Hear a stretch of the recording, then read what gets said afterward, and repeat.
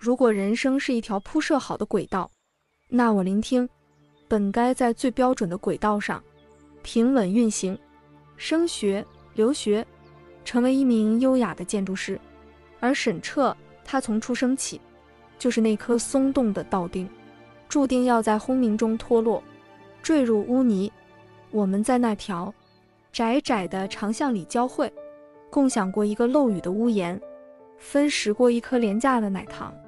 他曾用那雙修摩托的手沾滿黑油，替我擋住巷子口所有的惡意。沈徹說：聆聽，你是天上的鳥，我是地上的泥，鳥不能低頭看你，會掉下來。我說：沈徹，如果軌道注定平行，那我就偏航去撞你。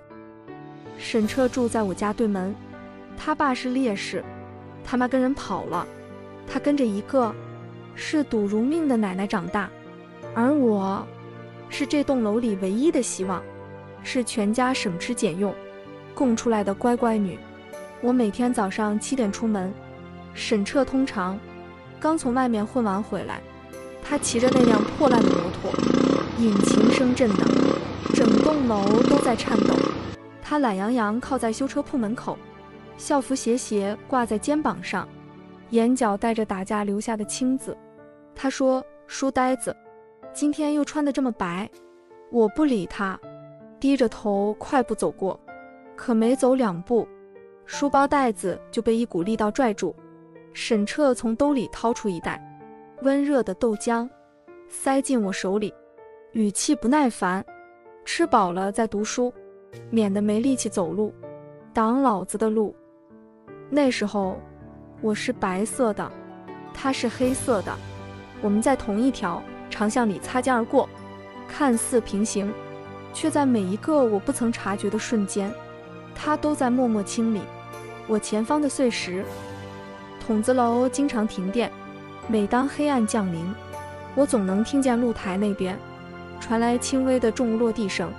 沈徹會翻過那道搖搖欲墜的欄杆，坐在我的書桌邊，點燃一根煙，煙霧在黑暗中模糊了他的輪廓。我握着鉛筆，低聲嘟囔：沈徹，老師說你今天又沒去學校。他輕笑一聲，聲音在暗夜裡格外低沉：那地方不適合我。聆聽，你以後想去哪？我說：我想去大城市，蓋那種很高很高的樓，像電視裡一樣。沈徹沉默了很久，他突然掐滅了煙，在黑暗中抓住了我的手。他的手心很粗糙，布滿修車留下的繭子，卻異常溫暖。他聲音很輕，像是在發誓：你去蓋樓，我給你手地基，你儘管飛。摔下來的時候有老子墊着。我好想放下筆，抱住這個孤獨的少年，可他推開了我，翻身跳下露台，聲音消失在雨幕中：回去寫作業，別看我。高3那年，我家裡出了大事，爸爸因為工傷高位截癱，工廠推卸責任，賠償款遙遙無期。我決定撕掉保送名額，去南方進廠打工。沈徹知道後，第一次对我發了瘋。他在暴雨中把我攔在巷口，揪着我的衣領，眼睛通紅，像頭絕望的野獸。聆聽，你要是敢不讀書，老子現在就把這雙手廢了。你以為你很偉大，你這叫自甘墮落。我哭着喊：我有什麼辦法？我家裡沒錢了。他一字一句咬得很重：錢我來想辦法，你只要負責往前走，別回頭。從那天起，沈徹消失了，他退了學，消失在那些昏暗的台球室和非法改裝廠。每個月，我家門縫裡都會準時出現一個牛皮紙信封，裡面是厚厚的鈔票，帶着機油味。我靠着那些錢，考上了清華，走出了嶺南。臨走那天，沈徹沒來送我，我在火車站等到最後一刻，只收到一條匿名簡訊：別回頭，走你喜歡的路。10年後，我是歸國的高級建築設計師，精緻、冷靜、滴水不漏。沈徹是這座城市地下產權交易的頭號人物，眾人口中心狠手辣的沈爺。為了拿回祖宅那塊地，我主動走進那間煙霧繚繞的私人會所。沈徹坐在真皮沙發中央，身邊圍繞着一圈保鏢。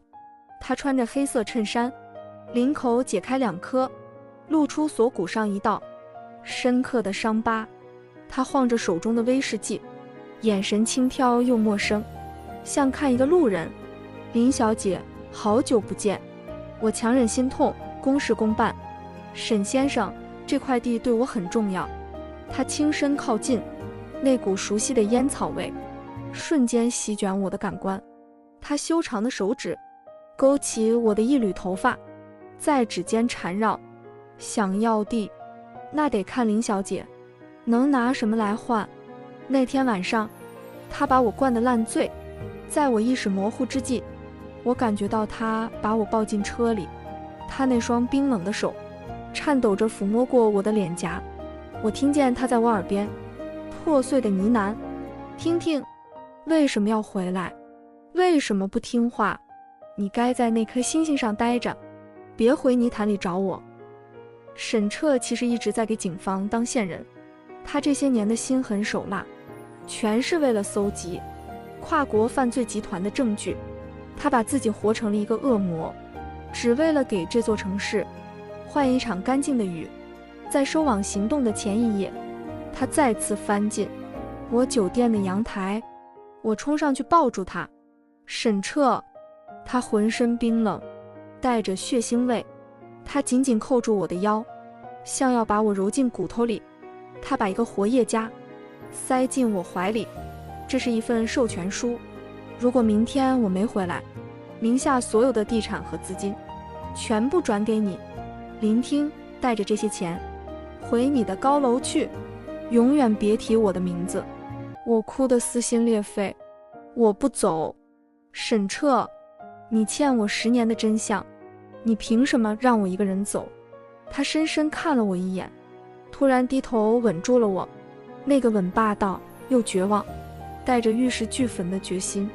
他說，因為我是沈徹，我的軌道只能在黑暗裡。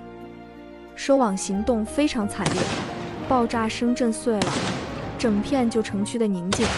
那一天，我守在警局門口，從日出等到日落。當最後一名特警撤出，我依然沒有看到沈徹，但我拒絕相信他死了。我留在了這座城市，買下那棟舊的筒子樓，親自設計，親自修繕。我把那條長巷變成了文創街區，保留了那個修車鋪，保留了沈徹當年的摩托。3年後的春天，我在修車鋪門口指導工人安裝招牌。我戴着安全帽，眯着眼喊：師傅，歪了，往左邊一點。有人在我背後說：往右點才對吧？那聲音低沉威亞，帶着一絲笑意。我僵住了，手中的設計圖滑落在地。我緩緩轉過頭，夕陽餘暉下，一個男人穿着簡單的黑夾克，拄着一根手杖，腿腳似乎有些不便，但那雙眼眸依舊深邃，藏着星辰般的笑意。他的臉上多了一道淡淡疤痕，卻讓他更沉穩。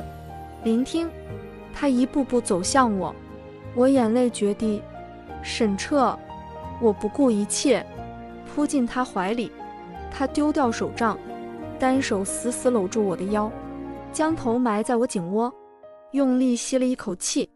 這3年，老子在國外養傷都要瘋了。你這地基打得太慢，我不回來。你這高樓蓋不穩，我泣不成聲。你說過，我是鳥，你是泥。沈徹輕笑，在我額頭印下一吻，聲音堅定無比。現在你長出了大樹，鳥累了，就永遠留在樹上，哪也不去了。那天晚上，筒子樓再次停電，沈徹沒有再翻露台，他正大光明推開我的門，遞給我一袋溫熱的豆漿。聆聽，這輩子，老子的軌道正是偏好，餘生只繞着你轉。長巷裡的黑與白，終於交織成了這座城市最美的風景。這就是聆聽和沈徹的故事。有些愛，需要跨越10年的黑暗，經歷生死的考驗，才能在陽光下相擁。沈徹曾把自己推入地獄，是為了讓聆聽留在天堂，但聆聽告訴他，沒有他的地方，從來就不是天堂。最後，泥土長成了大樹，候鳥找到了歸宿。